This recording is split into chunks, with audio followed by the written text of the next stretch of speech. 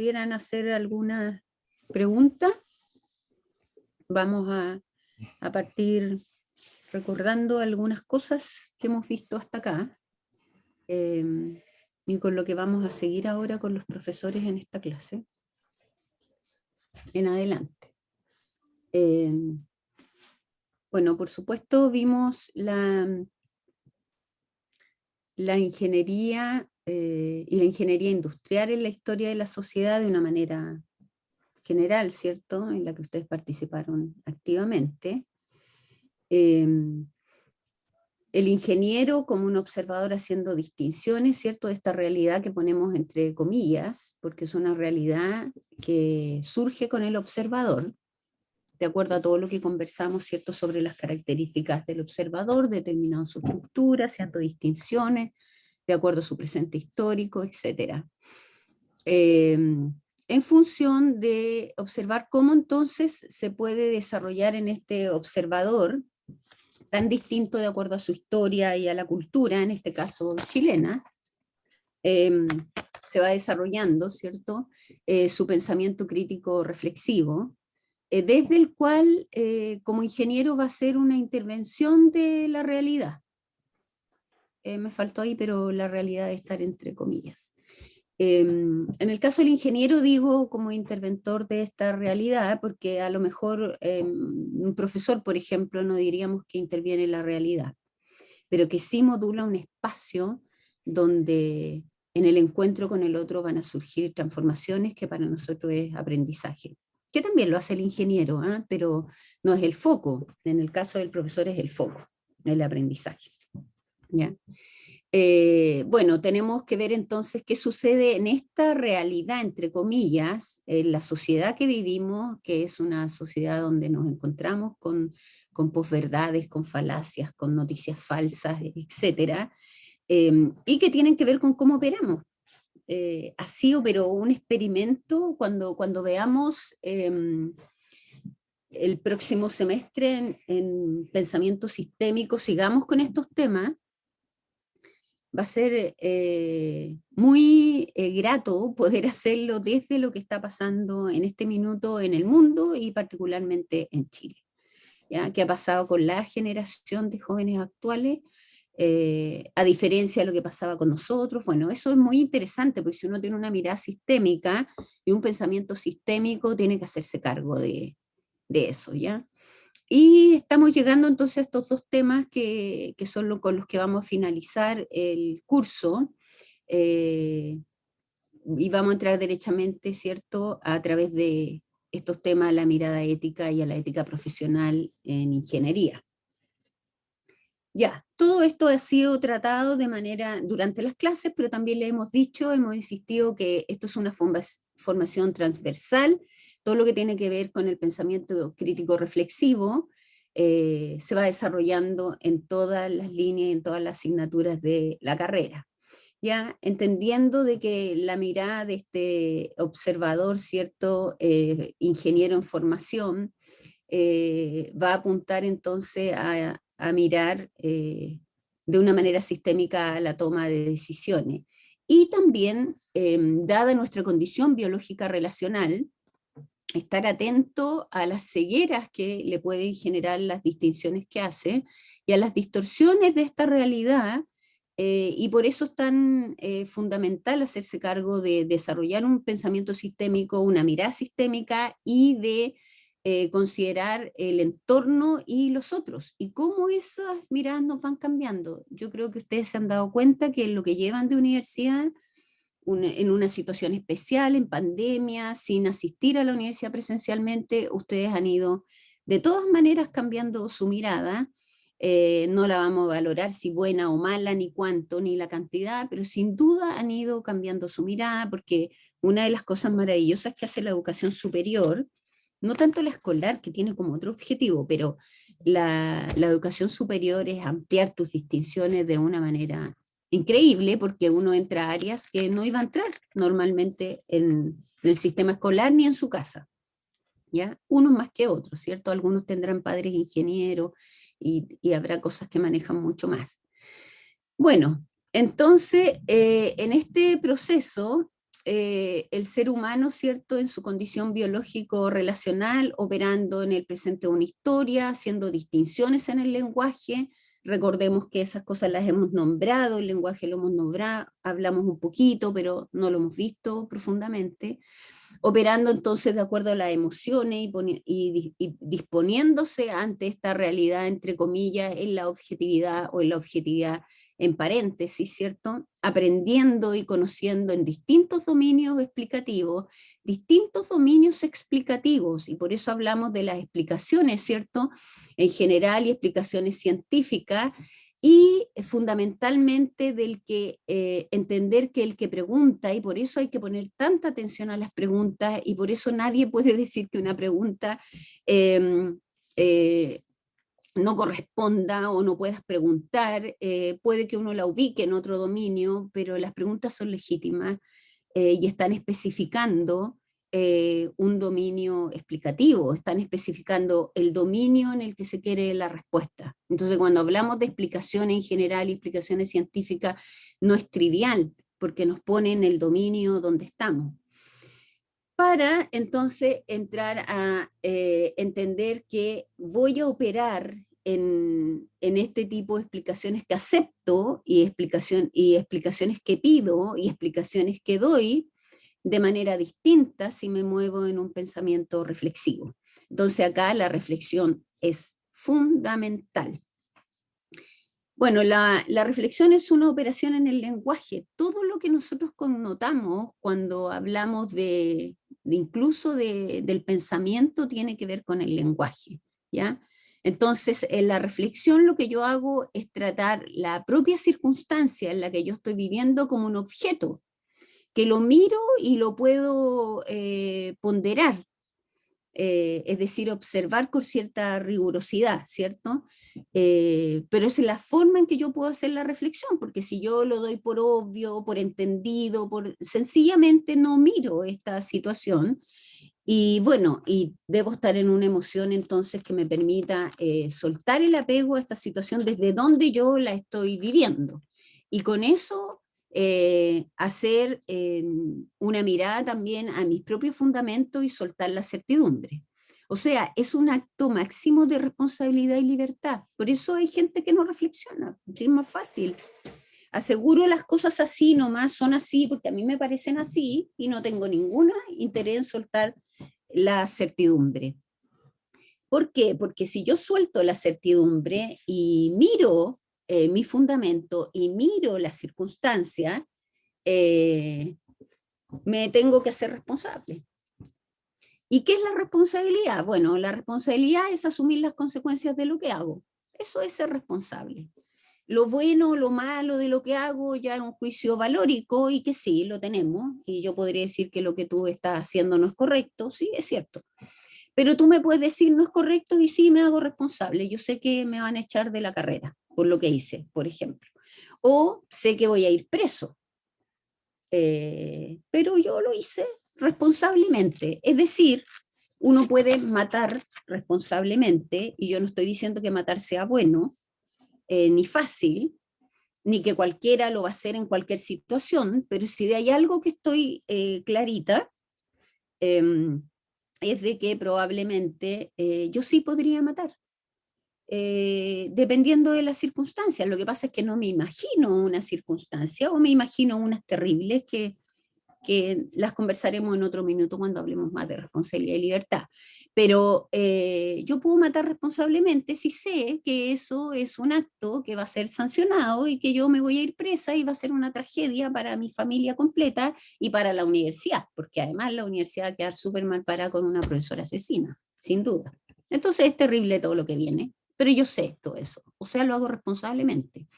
Bueno, y la libertad tiene que ver con el querer las consecuencias de lo que hago. Uno nunca es más libre que cuando quiere el querer las consecuencias de lo que hace. Eso es la libertad.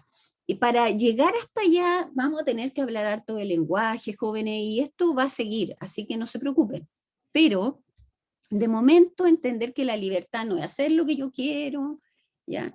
sino que, y típico, el argumento es, mi libertad llega hasta donde llega, comienza la libertad del otro, ¿no? Eso es súper lindo, poético y filosófico. Pero en el vivir, en la concretitud del vivir, que es en dinámicas relacionales con otro, el ser libre es el querer las consecuencias de lo que hago, es decir, el querer la responsabilidad en la que me estoy moviendo. Entonces, hay que ser muy respetuoso cuando el otro te dice, eso es lo que yo quiero, aunque a ti no te parezca. Eso es lo que yo quiero. Y esas son unas leyes sistémicas que vamos a ver después. Así que eso se va a completar. Bueno, entonces la reflexión responde al espacio psíquico propio de la cultura en la que uno habita. La cultura son modos de hacer, pensar y sentir, y el espacio psíquico es el espacio de las relaciones conscientes e inconscientes. Y esto tiene que ver con cómo opera nuestra psiquis, nuestro sistema nervioso, en un cerebro lenguajeante. Por eso les digo que todo eso se va a profundizar. De momento, entender que el espacio psíquico es el espacio de las relaciones conscientes e inconscientes. Por eso es tan interesante la reflexión, porque yo puedo traer a la conciencia cosas que tengo en el inconsciente y que me niego a verlas, porque además digo, no, nunca. Y yo te puedo decir, oye, pero si con lo que estás diciendo me estás diciendo tal cosa. No, yo no pienso eso. Entonces no ha hecho la reflexión. ¿Ya? El espacio psíquico entonces es el espacio relacional, y cuando hablamos del espacio relacional es lo psíquico, lo mental y lo espiritual. O sea, ¿dónde está la mente? ¿Dónde está el espíritu? ¿Dónde está lo psíquico? Está en este cuerpo que está en una constante dinámica relacional en transformación con otros.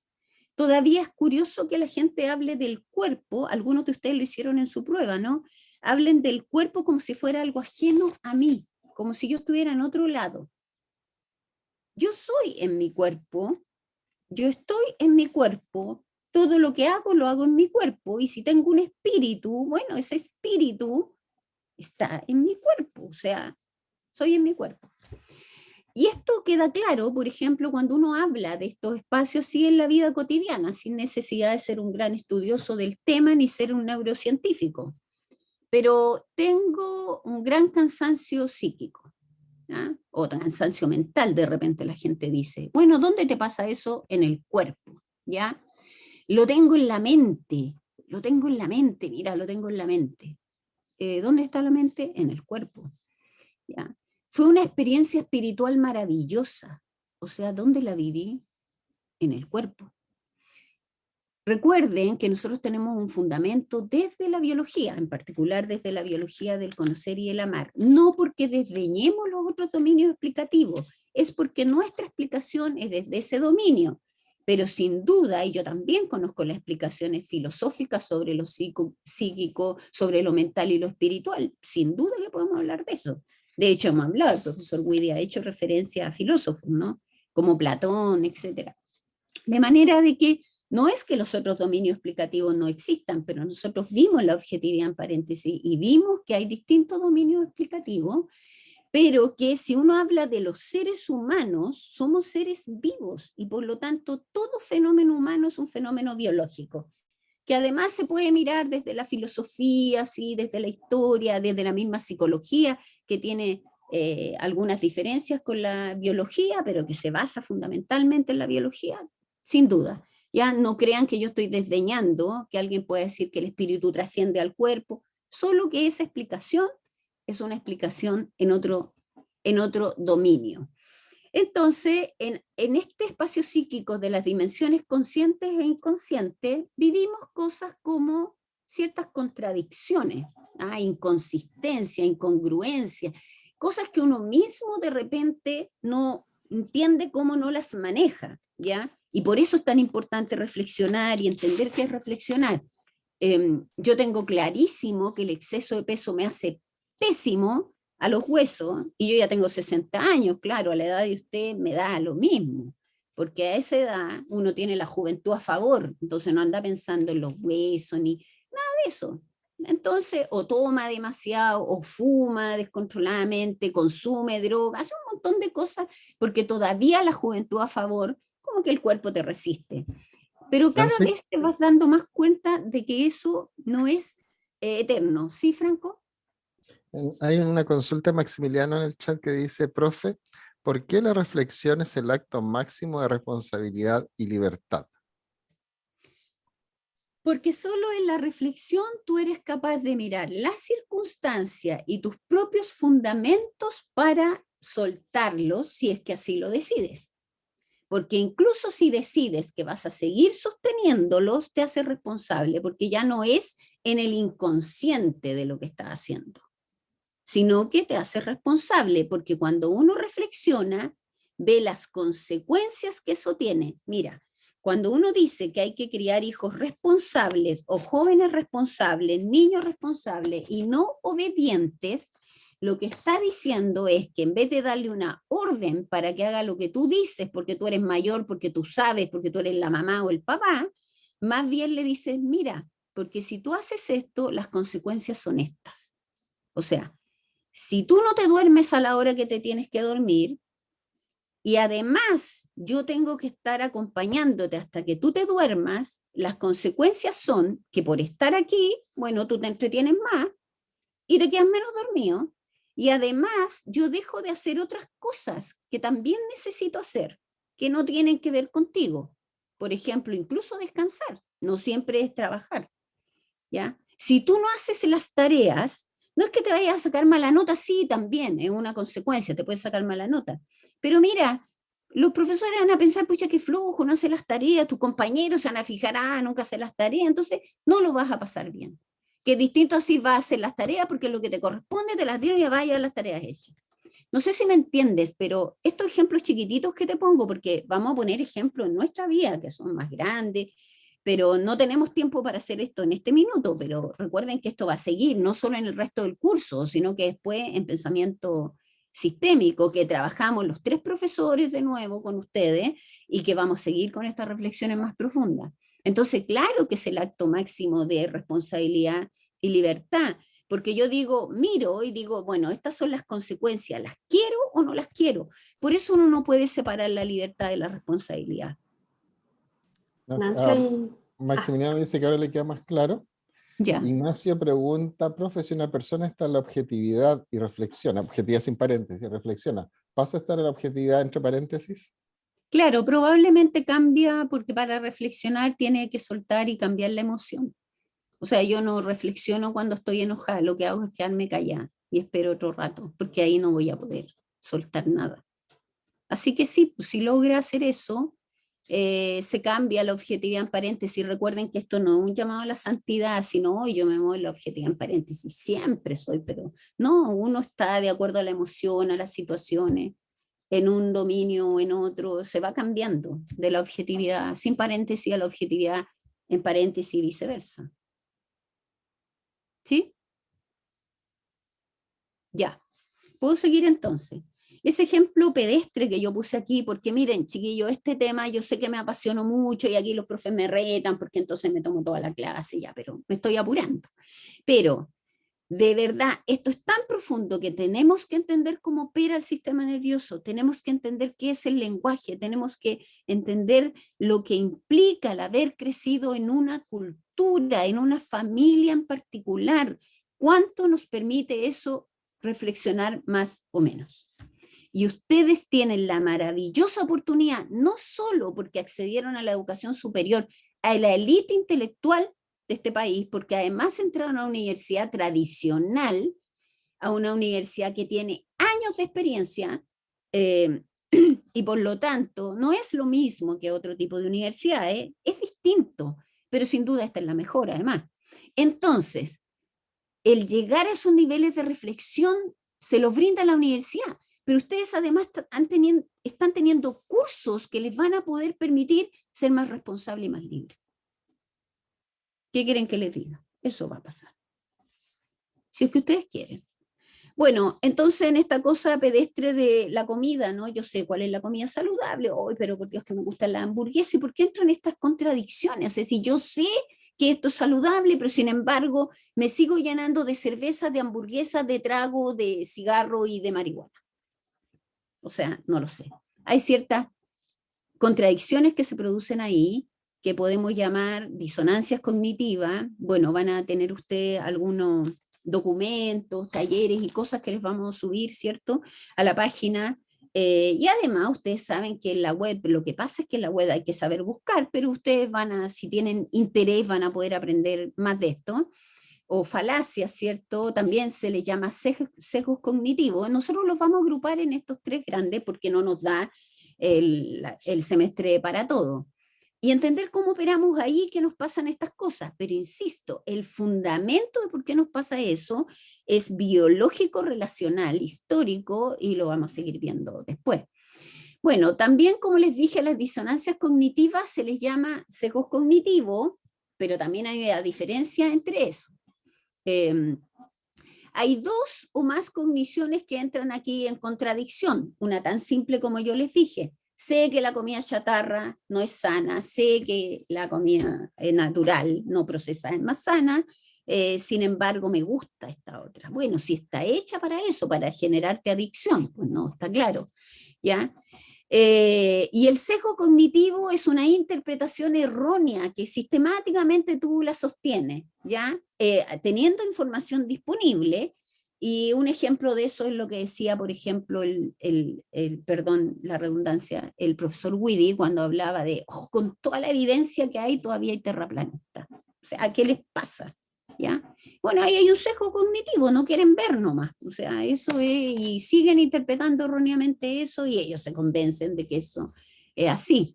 Pero como sea sesgo o disonancia, influyen en el operar.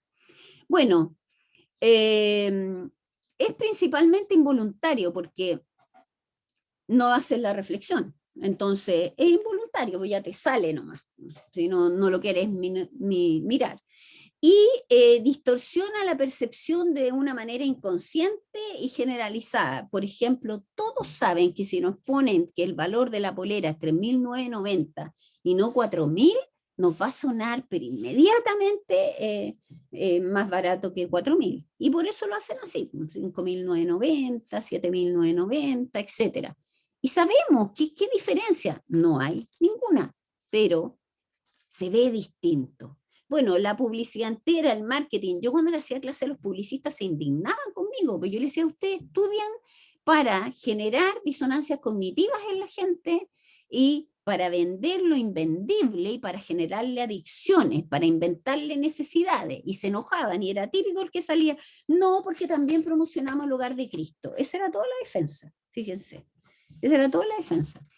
Pero esto está implicado, pues, el tomar las fotos de manera que la casa se vea más grande, mirarla de acá y entonces vender la casa así, etcétera. O sea, eso es marketing. ¿Cómo lo ofrezco de la mejor manera? Ahora, un especialista en marketing, por ejemplo, un ingeniero comercial, que para mí es un no ingeniero, discutiría conmigo estas cosas, seguro, pues si él tiene más fundamentos que yo estoy hablando así como un simple comprador y que caigo en estas cosas como todo el mundo, pues si a todos nos pasa.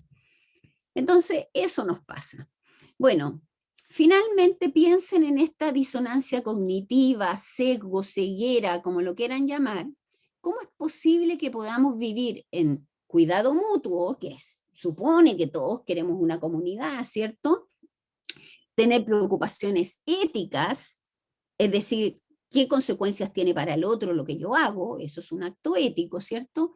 Y al mismo tiempo negar todo esto mediante la justificación racional de la agresión. Por ejemplo, voy a quemar la iglesia, ¿y qué?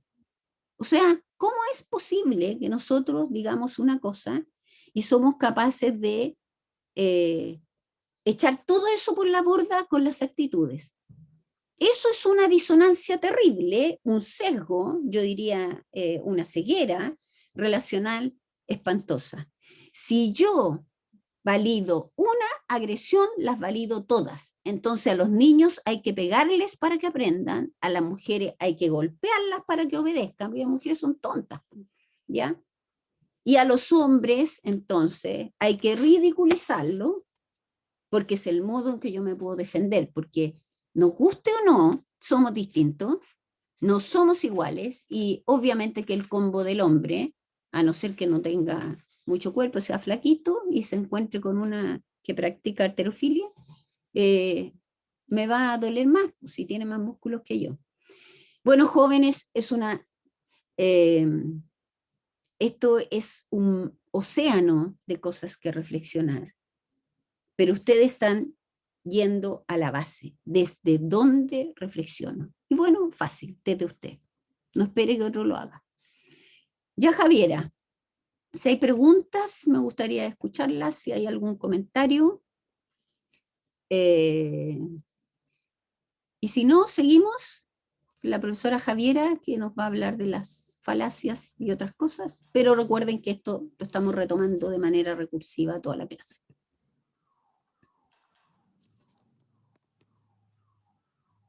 Necesito que dejes de compartir pantalla. Voy a dejar de compartir. No sé si hay alguna pregunta antes de pasar ¿Sí? a falacias. Preguntas, sobre comentarios. sesgos cognitivos. ¿Qué le quieren hacer a la profe Nancy? Esto está terriblemente reducido, chiquillos, pero es posible no caer en la justificación racional de la agresión. La justificación siempre es racional. Los problemas que tenemos los seres humanos no son en la lógica racional, son en la emoción. ¿Desde dónde estoy parada? No, la justificación siempre es racional. Todos los argumentos que damos son racionales, aunque uno diga, ay, pero lo que estás diciendo es irracional. No, el tema no es irracional, es el fondo de lo que estás diciendo, que es la emoción. Pero para eso tenemos que hablar del sistema nervioso y del lenguaje. Así que eso lo vamos a aclarar después. Ya. Si caigo en la agresión, ¿qué puedo hacer para salir de ella? Acepte que está agrediendo, acepte la emoción. Si usted niega la emoción porque la justifica, no tiene ninguna posibilidad de salir, está atrapado. Pero las Fuerzas Armadas, un medio de agresión también, por ejemplo, los carabineros están llamados a dos cosas, a que se respete el Estado de Derecho, ellos lo dicen de otra forma, yo ya se me olvidó en este minuto cómo lo dicen, y al ejercicio legítimo de la fuerza para mantener el orden y la seguridad. Entonces, lo que tú llamas agresión de parte de los carabineros es el modo en que ellos tienen de parar la violencia. Ahora, no estoy hablando del tipo que porque tú andabas con un cartelito te pegó un palo en la cabeza, no. Estoy hablando de cuando en el fragor del enfrentamiento sí suceden estas cosas y que claro que el carabinero te agrede y te pega y sí. Yo no sé cómo podrían hacerlo de otra forma. Lo que pasa es que eso lo han convertido como si los carabineros se concertaran en todos los días y dijeran allá, ¿cuántos vamos a ir a pegarles hoy día? Si no hay gente que esté haciendo violencia, los carabineros no hacen eso, no hacen eso. Y bueno, y entre paréntesis, están todos procesados. Todos los que han sido acusados de abuso, todos procesados. Sin embargo, aquí hubo cientos de personas saqueando, robando y quemando, y creo que hay 20 y tantas personas detenidas. Eso es impresionante. Así que yo creo que no hay que perder de vista eso, chiquillos. Cualquier carabinero que cometa un exceso, una violación a los derechos humanos va a ser procesado, pero si ahora todos los graban. Ustedes saben, los que participan en las marchas, porque mis estudiantes me lo cuentan, sobre todo los de la UNCE, también algunos de la PUCB, ustedes saben que hay gente que va solo a grabar lo que hacen los carabineros para denunciarlo. Están organizados para eso, así como hay otros que son los que van a ir a tirar las piedras y los que van con los solventes estos para incendiar. Eso está todo organizado. No estoy hablando de la gente como yo, como cualquiera de nosotros que puede ir a una marcha porque tiene el legítimo derecho a protestar. Cualquier acción puede hacerse de forma responsable, sí, y cuando un carabinero que comete excesos o que se sale del Estado de Derecho o que viola un derecho humano, responsablemente tiene que ser sometido a proceso. Sí. Y eso es responsable, es asumir la responsabilidad. No sé si quedó otra, no seguí viendo el chat porque la Javi abrió y se me perdió. A ver.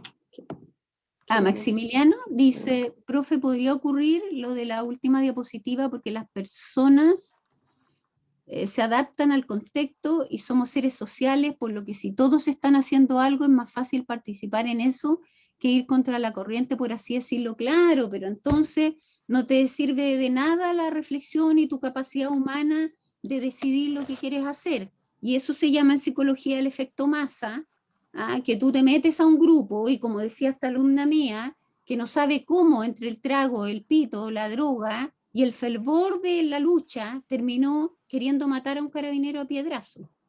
Ella no sabe cómo le pasó eso. Le pasó ahí, pues el efecto masa, además estaba drogada y tomada, y ella lo reconoce. Es que si yo veo que le están pegando a una niña, por ejemplo, y la quiero defender, no puedo porque sería agresión y tengo que llamar a carabineros para que lo hagan porque ellos pueden hacer lo mismo que yo, pero sin ser agresivos. No, yo no he dicho eso. Yo digo, no he dicho que carabinero no sea agresivo, yo digo, dicho que ellos tienen el uso legítimo de la fuerza para poder mantener el orden y la seguridad. No es para lo que ellos quieran, es por eso, ¿cierto? Y yo creo que si hiciéramos como en Japón, que los japoneses no pueden ver a un niño ni solo vagando, ni tampoco siendo maltratado por alguien, porque todos es parte de la cultura, se van a hacer cargo de ese niño. Nosotros si vemos eso, no me pasa a mí, por eso me meto en problemas, pero si otros ven eso, no se meten porque los papás se pueden enojar. Y es verdad, a mí me han subido y me han bajado por meterme en cosas que se supone que no me corresponden. No solo eso, sino no tomé el pan con la mano en el supermercado y la gente de la panadería me dice, señora, vaya, se le van a pegar, porque me tratan de todo, porque le digo a alguien, por favor, no tomes el pan con la mano. ¿Ya? O sea, si validamos la agresión, que lo ha hecho nuestra cultura, por eso pasan todas estas cosas. Si todos decidiéramos que no vamos a permitir la violencia y la agresión, claro que viviríamos distinto. Ya. No, pues cuando sigue la masa, ¿qué libertad hay si usted no es responsable? Pues usted se dejó llevar como un borrego. Yo por eso no pertenezco a un partido político, por eso no me identifico con una idea en particular y por eso a veces parezco anárquica y por eso, si bien no soy de izquierda, la gente de derecha de repente se enoja conmigo porque yo le encuentro razón a la gente de izquierda, o sea, porque no me muevo como un borrego en un rebaño que me llevan para allá y para acá, voy tomando decisiones. Y si me equivoco, bueno, me hago responsable. Ya, exactamente, además, Fernanda, los carabineros, a no ser que haya un sinvergüenza entre ellos, que también hay, son chilenos, igual que todos nosotros, reaccionan ante dos cosas, cuando empiezan los disturbios, no en la marcha, y cuando les dicen ya, pare la marcha, tenían permiso hasta las 2. Y ahí quedan verdad, pues, porque le empiezan a decir váyanse, váyanse, y empieza el lanzagua y todo. Ya, vamos a dejar a la profe Javi, nos queda harto que conversar y vamos a seguir, chiquillos, conversando. Perdón, Javi. No, tranquila. Ya. Se está viendo en modo presentación, ¿cierto? Sí. ¿Sí? Ya. No veo el chat. A ver. Ahí lo voy a dejar por ahí. Ya. Entonces, como mencionó la profe Nancy, dentro del pensamiento que me faltó, pensamiento crítico reflexivo, pido disculpas, en la realidad nos vamos a encontrar con ciertas contradicciones, disonancias, sesgos cognitivos, y una de esas disonancias son las falacias. ¿Por qué es importante entender lo que... Me va a saltar esta parte, que ya la profe Nancy la vio.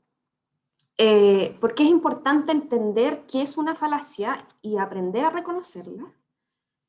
Porque necesitamos comprender la lógica y los errores que se puedan cometer en la argumentación para ver si la información en la que nos estamos basando para desarrollar nuestro pensamiento crítico reflexivo es válida. Es decir, si esta información que estamos utilizando para argumentar nuestros puntos de vista, nuestra reflexión, es válida o no.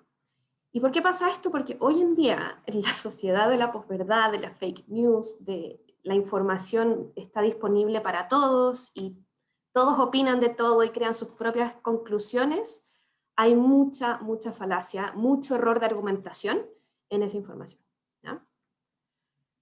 ¿Pero qué es la lógica? ¿Alguien conoce a este caballero? ¿Lo reconoce? Creo que es amigo de Franco. Amigo de Franco, ¿cierto? No estoy viendo el chat. Vamos al mismo peluquero. Ahora Pero te la parece, lógica, Jael. esto es solo un contexto histórico. Los primeros tratados de lógica aparecieron con Aristóteles. Todos conocen a Aristóteles, ¿o no? O lo han escuchado, no necesariamente tienen que conocer su historia, pero ¿han escuchado quién es Aristóteles? Sí, bien, José Franco. Bueno, Aristóteles es un filósofo de la antigüedad clásica, muy famoso, y él escribió los primeros tratados de lógica, en los que trataba de establecer ciertas reglas de razonamiento del discurso, del lenguaje. Principalmente la lógica estaba asociada al discurso y al lenguaje, y con los años, con el tiempo, la lógica se tomó y ha evolucionado, y ahora se utiliza en muchas disciplinas, hasta en la programación. ¿Cierto, Franco? Así es, en programación se usa mucha lógica. Bueno, ustedes lo están viendo seguramente en Introducción a Ingeniería, algo de eso. Y después van a continuar en modelamiento discreto el próximo semestre. Sí, van a continuar. ¿Y qué busca el análisis lógico? Como dice esta diapositiva, se ocupa de establecer reglas de razonamiento que nos permiten determinar la veracidad, es decir, si algo es verdadero o falso, de una premisa cuando ésta se compone de otras premisas, y determinar si la conclusión se puede derivar si es verdadero o falsa. Es decir, yo digo, todos los días que está lindo, me gusta salir a caminar, hoy día está lindo, por lo tanto voy a salir a caminar. Entonces tengo que determinar si es que esa conclusión que saco es verdadera o falsa de acuerdo a las primeras dos frases que dije. Esto lo vamos a ver bien rápido de qué es la lógica y lo de las premisas, porque lo van a ver en detalle en un curso del próximo semestre. Lo que nos interesa ahora en este curso es que entiendan que existen falacias, algunos tipos de falacias que existen, y cómo reconocerlas, ¿ya? Para determinar si es que la información o los argumentos que a ustedes se les están presentando no tengan falacias. Y si tienen falacias, no los pueden considerar como válidos. Entonces, ¿qué es un silogismo? Ay, me parece, está al revés. A partir de premisas verdaderas, es decir, a partir de dos frases verdaderas y un razonamiento válido, yo puedo llegar a una conclusión verdadera. ¿Ya? Eso es un silogismo. Y la falacia ocurre cuando utilizo premisas falsas y llego a una conclusión que puede ser verdadera, pero las premisas son falsas, o cuando el proceso de razonamiento no es válido. Y también puedo obtener conclusiones verdaderas que son falsas o conclusiones falsas que son verdaderas. Vamos a ver un ejemplo para que esto quede más claro. Un silogismo. Aquí dice, todos los peces nadan. Ahí tengo la primera premisa. Todos los peces nadan. El salmón es un pez. Segunda premisa, que es verdadera también. Sabemos que todos los peces nadan, que el salmón es un pez, y luego concluyo que el salmón nada. ¿Ya? Esa es la forma genérica, general de un silogismo. Todo elemento A tiene un B o ACB. S es un A, S es un elemento de A, o sea, un elemento A, y luego S tiene OACB. ¿Se entiende esta forma general? Entonces tengo una primera premisa, que es verdadera, todos los peces nadan, el salmón es un pez, verdadero, por lo tanto puedo concluir que el salmón nada y esa conclusión es verdadera. Pero ¿qué pasa cuando hay una falacia?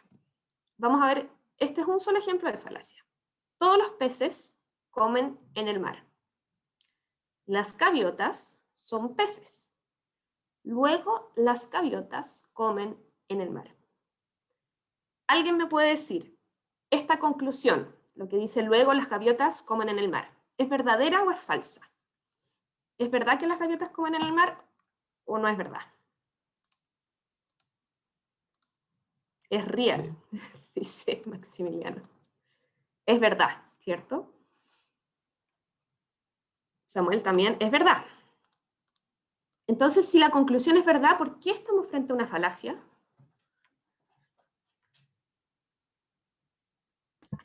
Porque los argumentos son falsos. Un argumento, correcto. Exacto. Porque uno de los argumentos es falso. O sea, el contenido de un argumento es falso. Las gaviotas son peces, eso no es verdad. Entonces, si se fijan, tengo dos premisas, una verdadera y una falsa, y llegué a una conclusión verdadera. Pero es una falacia porque estoy utilizando una premisa falsa. ¿No? Haberlo sabido antes, Javier, y por eso se me murieron las gaviotas cuando las puse en el acuario. Ay, qué torpe, qué torpe. Yo había visto la diapositiva, no había entendido el ejemplo. No habéis entendido el Perdón. ejemplo. Dentro de las queda claro entonces lo que diferencia entre un silogismo, una falacia y la forma general. Dentro de las falacias tenemos dos tipos, las falacias formales y las falacias informales. En las falacias formales, el error de razonamiento está en el modo en que las proposiciones se relacionan, es decir, el argumento A, el argumento B y la conclusión, ¿ya? En cómo se relacionan esas. Eso es una falacia formal. Y la falacia informal, el error de razonamiento tiene que ver con el contenido de las proposiciones, ¿ya? Con lo que aparece en la proposición, con lo que está escrito. Y vamos a partir viendo falacias formales. Con el tiempo que tenemos hoy vamos a alcanzar a ver, ojalá 4 falacias formales y 4 falacias informales, pero les vamos a subir al aula virtual un documento que presenta más, ¿ya? Y que es una actividad que les vamos a pedir que hagan para el miércoles, ¿ya? Que incluye el reconocimiento de ciertas falacias. ¿Alguna pregunta hasta acá? Sí, Joaquín tiene un punto. Tiene ahí una buena observación. ¿Qué dice? Profe, pero la primera línea también estaría malo, ¿no? Porque dice que todos los peces comen en el mar, pero los peces que yo tengo en mi pecera no comen en el mar. Muy bien. Hay que arreglar el ejemplo. Tienes Hay que razón. arreglar el ejemplo. Bueno, Todos entonces, los- son todos los peces que no tiene Joaquín. igual sirve para la falacia, porque tengo 2 argumentos falsos que derivan en una conclusión verdadera. Es una falacia, igual. Una generalización apresurada, sí. Hay una generalización apresurada y Maximiliano. Sí. Claudio, verdadero y falso, igual falso, sigue esa misma lógica. Sí, estamos hablando de lógica, pero esa lógica la van a ver en el siguiente curso de modelamiento discreto, ¿ya? Aquí Claro, solo queremos... no, son solo de ex profesor de modelamiento discreto. Lo que dice, lo que plantea Claudio, claro, son el álgebra booleana, digamos, la lógica de proposiciones que se desarrolla y por supuesto inspiran todo el razonamiento lógico. Lo que está viendo Javier ahora es lo que se llama lógica de predicados, ¿ya? Que la van a estudiar en modelamiento discreto. Sí. Eso. Gracias. Entonces vamos a la primera. Ay, me queda una... La primera falacia formal que vamos a ver es la afirmación del consecuente. ¿Ya? ¿Y qué pasa acá? Vamos a ver un ejemplo. Ay, no sé. Si carecemos de una buena campaña de marketing, fallaremos en conquistar el mercado asiático. Hemos fallado en conquistar el mercado asiático. Luego carecemos de una buena campaña de marketing. Si pasa P, entonces pasa Q. Es la falacia. Pasa P, luego pasó Q. ¿Qué está pasando acá?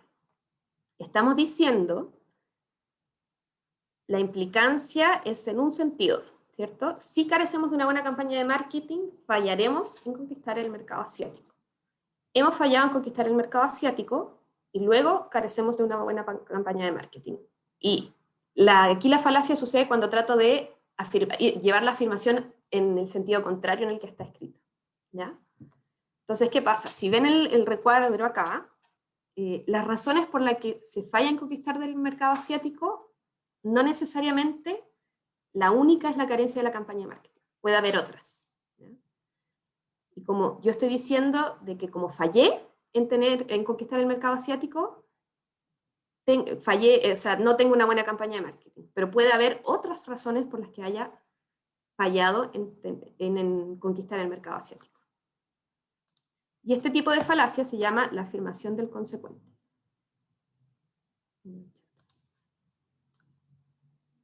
¿Alguna pregunta hasta acá? Yo quiero hacer un comentario porque Sí. la consecuencia nunca está presente en el origen. Uno la puede visualizar, pero no está en el origen. La consecuencia es una cosa distinta. Por eso se produce ahí la falacia. Claro. Aquí la consecuencia es que fallaremos en conquistar el mercado asiático. pero el origen de esa consecuencia no necesariamente es solo carecer de una buena campaña de marketing, ¿no? Vamos a la siguiente. La negación del antecedente. Si llueve, Juan se queda estudiando en casa. El viernes no llovió.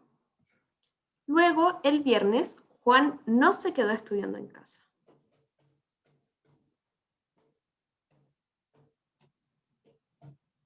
¿Está correcto ese razonamiento?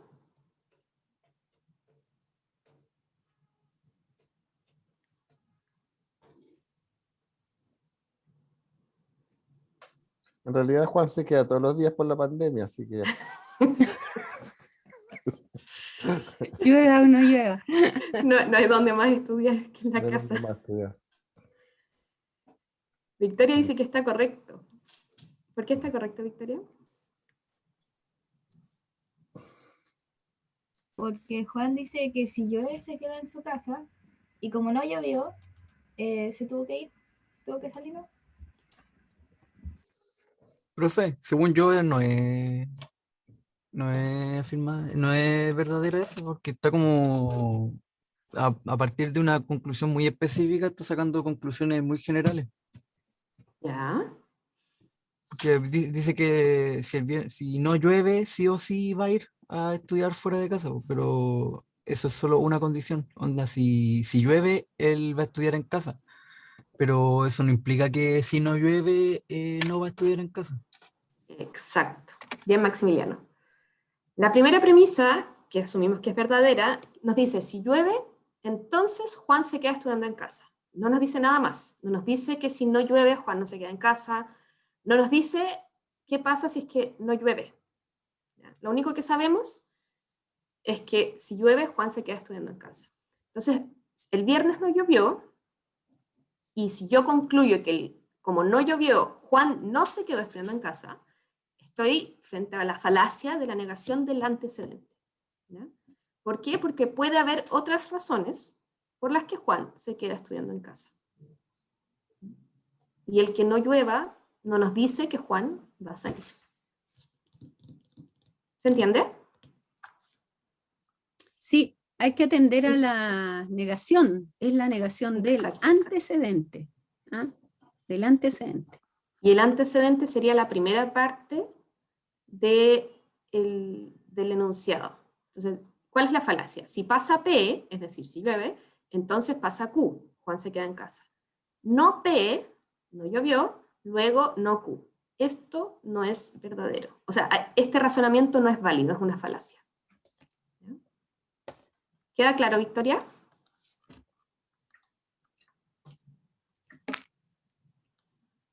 Súper. Maximiliano levanta la mano. Profe, entonces, poniéndolo en un caso parecido a este, ¿cómo se puede llegar a sacar alguna conclusión verdadera si no hay tantas condiciones que puedan como asegurar que eso de verdad está bien? No sé si se entendió la pregunta. Sí. Lo que pasa es que cuando vean en detalle la lógica de proposiciones, van a saber cómo llegar a una conclusión verdadera. Porque ahí el no P no implica no Q. ¿Ya? En esta parte. Pero Si pasa P, entonces pasa Q. La negación de P implica otra cosa, no Q. ¿Ya? Pero entonces, como una conclusión verdadera respecto a esto sería decir que cuando llueve él no va, pero cuando no llueve no significa que él no vaya, por ejemplo. No, Sacar. no podemos Correcto. sacar ninguna conclusión con eso. Ah, ya. No Correcto. sabemos. Ya, vale, No hay, gracias. ¿se entiende? Sí, ya entendí por qué. Gracias. Y no lo Sí, puedo inferir. si en pandemia, marzo y abril lo hacemos online. Eso entonces hubo pandemia, efectivamente marzo y abril fue online, pero eso no explica nada, no podemos concluir nada de mayo, junio y julio. A ver, que te levantan la mano. A Maximiliano habló recién. Claudio Estudillo.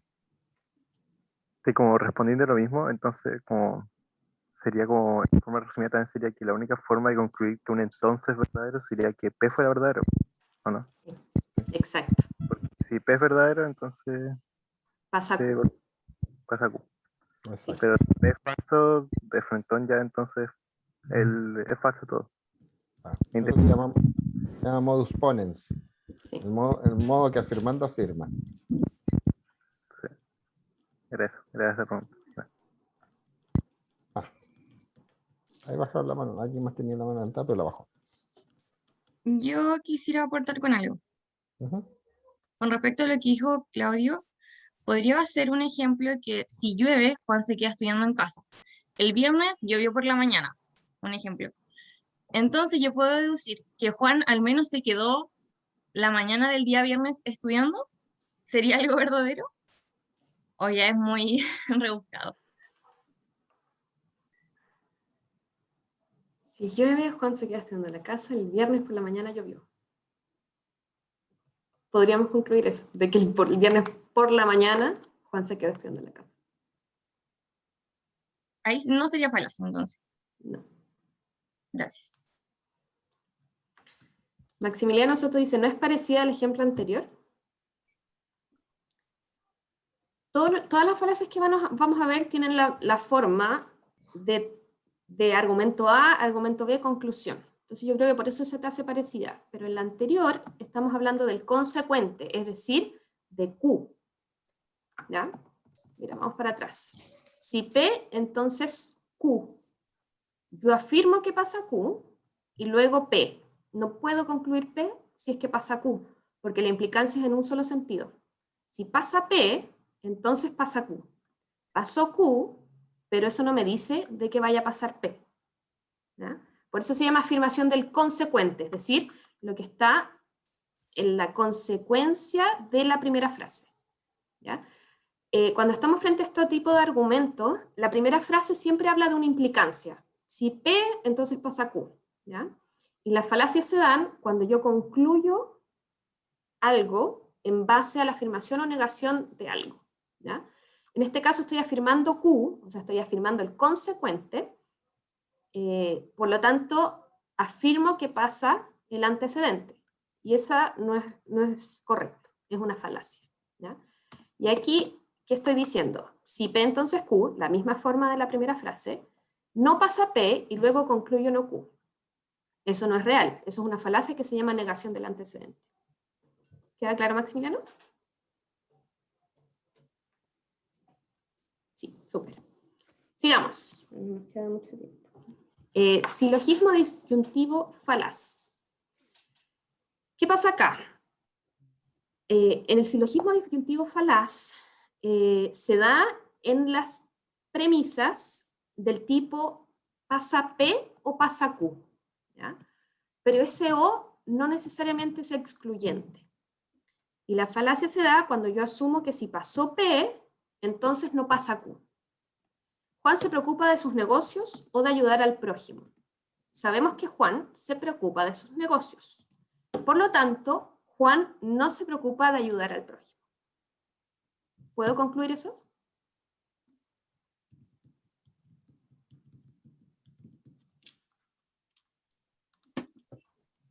No, No. ¿Por qué? porque no significa que por preocuparse de los negocios no va a poder ayudar al prójimo.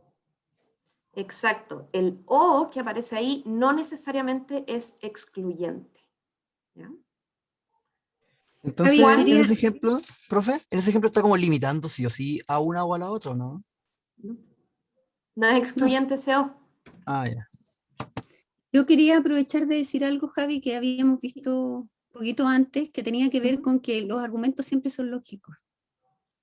¿Se fijan? Si los argumentos siempre son lógicos. No tenemos diferencia en la lógica, sino en lo que hay en el fondo, atrás, y que nosotros le vamos a llamar la emoción. ¿Ya? Eso.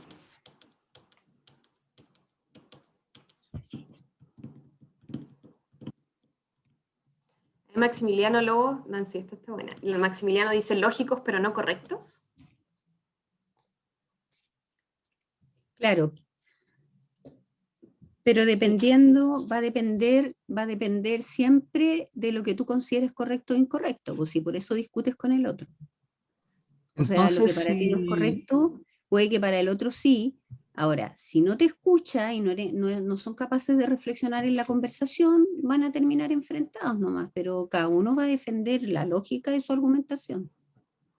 Profe, entonces si hay cosas lógicas pero que no son correctas, ¿pueden haber cosas ilógicas que sí son correctas?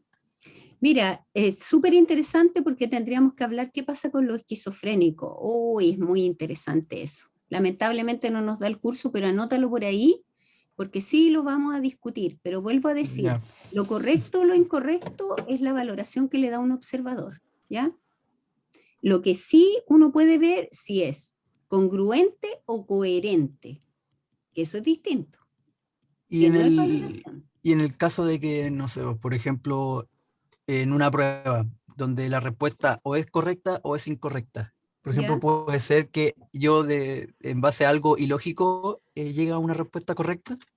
Puede ser, ahora puede ser que es que no, es que yo no sé si hablar de ilógica, porque yo creo que la lógica, si tú argumentas, los niños, por ejemplo, argumentan lógicamente por qué las nubes son de algodón, y es maravilloso, ¿quién le va a discutir eso?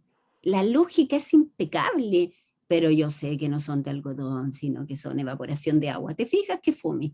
Entonces, por eso te digo, es muy lindo ver si hay coherencia o no hay coherencia más que lógica, más que lógica. Y si es correcto o incorrecto, va a depender del dominio donde tú estés parado y la coherencia con ese dominio. Ya entiendo, profe. Vale, gracias. Ya. Ya. Y particularmente desde el dominio de la lógica se habla de argumentos válidos o inválidos, no correctos o incorrectos, ¿ya? Y la validez del argumento me la va a dar si es que estoy frente a una falacia o no, ¿ya? Cuando estoy frente a una falacia significa que el argumento no es válido. ¿Por qué? Si es una falacia formal es porque la forma en que están organizados los argumentos no es correcta.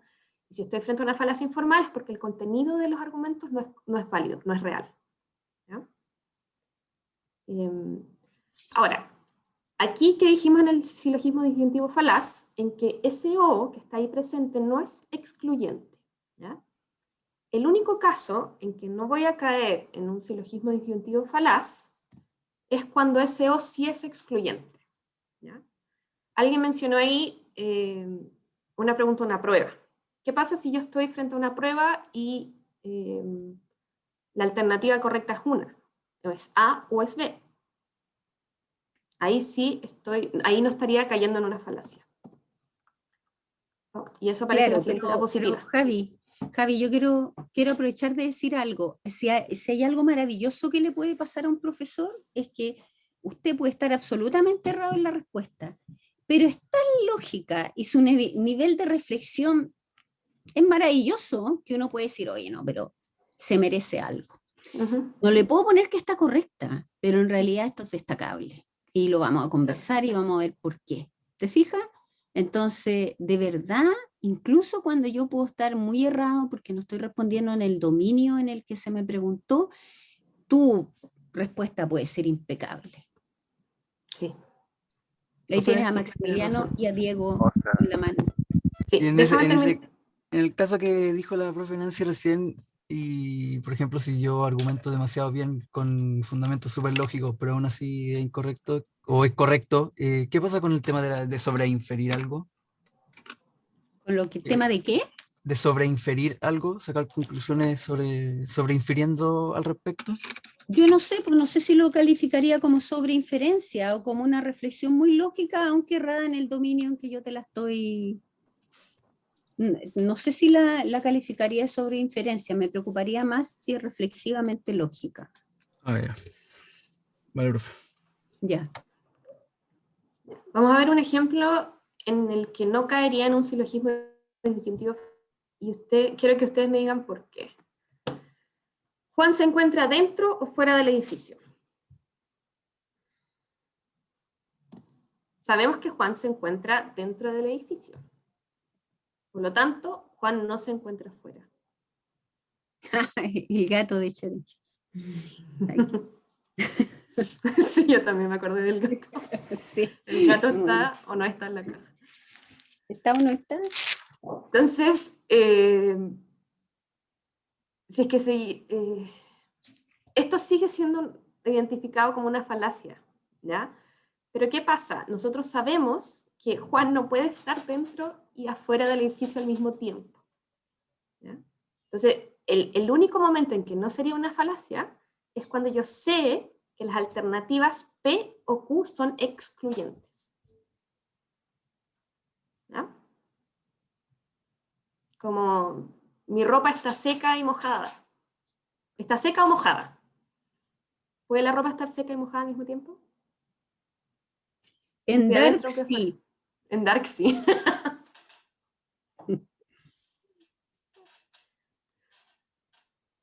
Es una falacia, Maximiliano, por la forma en que se relacionan los argumentos, ¿ya?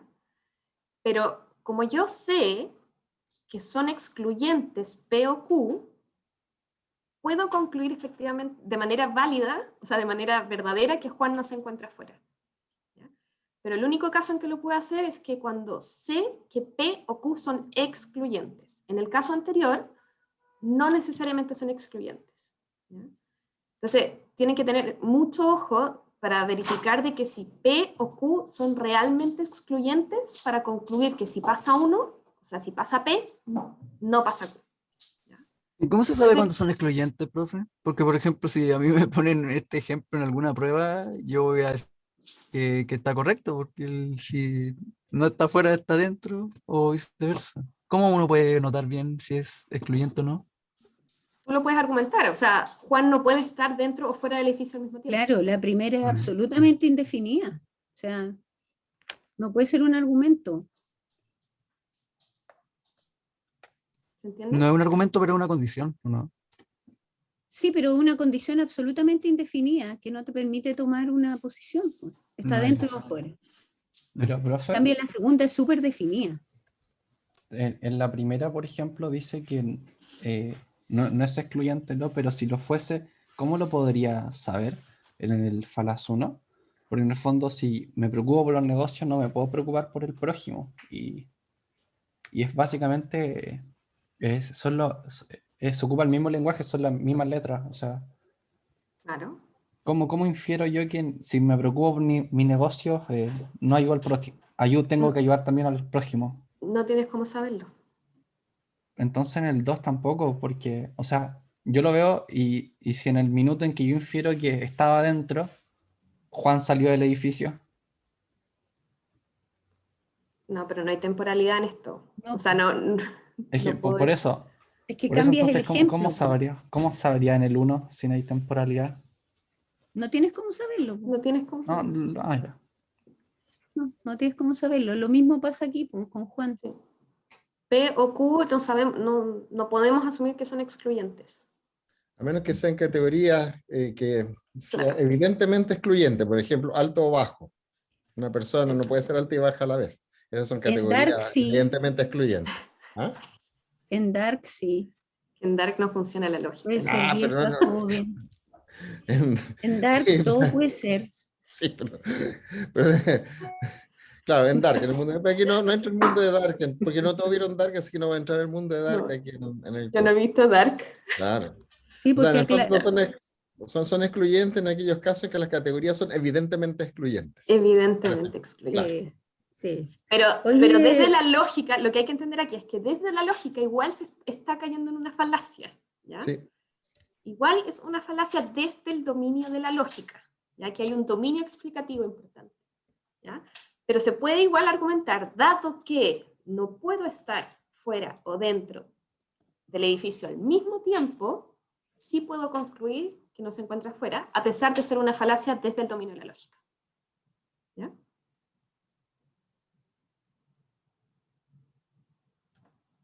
Millaray tiene la mano levantada, no sé si hay alguien más, no estoy mirando la lista. Sí, profe, pero ¿a qué término de la lógica se refiere que es una falacia? Porque, claro, uno asume de inmediato que como Juan no puede estar dentro y fuera, obviamente va a estar solamente dentro. Pero anterior a eso, en el ejemplo pasado, uno dice, claro, él puede trabajar o puede ayudar al prójimo o puede hacer ambas. Claro. Pero ¿qué tiene de lógico, entre comillas, que el siguiente ejemplo sea una falacia si uno asume automáticamente que es real y puede pasar, que esté o fuera o dentro? Es porque desde el dominio de la lógica formal, ¿ya? Del dominio de la lógica de predicado, la argumentación no es válida, ¿ya? Porque en la lógica el o no necesariamente es excluyente, ¿ya? Cuando lo vemos de manera general. Aquí, o sea, si miramos en esta diapositiva, no sé si se ve mi cursor, la falacia es P o Q, pasa P, luego yo asumo que no pasa Q. Esta lógica que está pasando acá, esta argumentación no es correcta, no es válida. Por lo tanto, es una falacia. Y esto tiene exactamente la misma forma. Juan se encuentra dentro o fuera del edificio. Sabemos que Juan se encuentra dentro, por lo tanto Juan no se encuentra fuera. Tiene exactamente esta misma forma. Y sabemos que las falacias formales tienen que ver con la organización de los argumentos, ¿ya? Entonces, desde la organización de los argumentos, esto es una falacia formal, que se llama silogismo disyuntivo falaz, ¿ya? Ahora, pero si nos vamos al contenido del argumento, nosotros sabemos que dentro o fuera son excluyentes, ¿ya? Por lo tanto, efectivamente puedo concluir que no se encuentra afuera, pero dentro de la lógica sigue siendo una falacia. No sé si se entiende. Gracias. ¿Sí? ¿Entendiste, Millaray? Sí, profe, gracias. Súper. Ya, ya es la hora, pero quiero ver antes de terminar. El último que vamos a ver de la falacia formal es el término medio no distribuido, ¿ya? Este es un poco más complejo, y hay dos formas en que pueda pasar. El término medio es aquello que conecta el argumento 1 con el argumento 2. ¿Ya? Argumento 1 es la primera frase, argumento 2 es la segunda frase, o sea, la premisa 1 con la premisa 2. Premisa 1 es la primera frase, premisa 2 es la segunda frase, y luego tenemos la conclusión. La conclusión siempre es el por lo tanto, ¿ya? Entonces, ¿qué pasa? Yo tengo un término medio que conecta ambas, pero que no está distribuido. Y que no esté distribuido significa que no abarca la totalidad de la categoría. ¿Ya? Vamos al primer ejemplo. Toda prueba de cátedra es evaluada. Algunas actividades voluntarias son evaluadas. Por lo tanto, todas las actividades voluntarias son pruebas de cátedras, ¿ya? ¿Cuál es el término medio acá? El término medio es la evaluación, que son evaluadas, ¿ya? Si ven, en ninguna parte dice toda actividad evaluada es algo, o sea, no está distribuido, no está hablando de una totalidad, ¿ya? Y después ese término medio no está presente en la conclusión. Entonces aquí estoy frente a una falacia que se llama término medio no distribuido. Y hay dos formas, uno es esta de la prueba de cátedra, y la otra forma es, todas las mesas son de madera, todas las sillas son de madera, por lo tanto, todas las sillas son mesas. Nuevamente, tengo un término medio, madera, madera, que no está distribuido y no está en la conclusión, ¿no? Vamos a dejar hasta acá las explicaciones. Nos quedaron pendientes las falacias no formales, que lo vemos en la próxima clase. Van a tener documentos, chiquillos, para ver muchas y va a ser interesante. Ahora, lo que importa acá es la lógica, que se den cuenta que la lógica no es el problema, sino que si son verdaderas, si son pertinentes, si son coherentes, eso sí. Y son entretenidas, porque no importa que no se sepan los nombres, pero que sepan cuando hay una falacia, eso sí.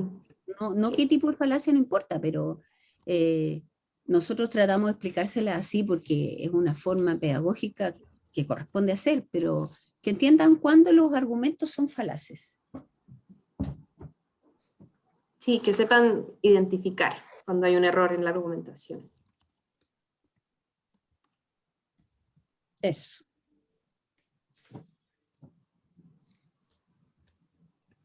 Voy a dejar de compartir.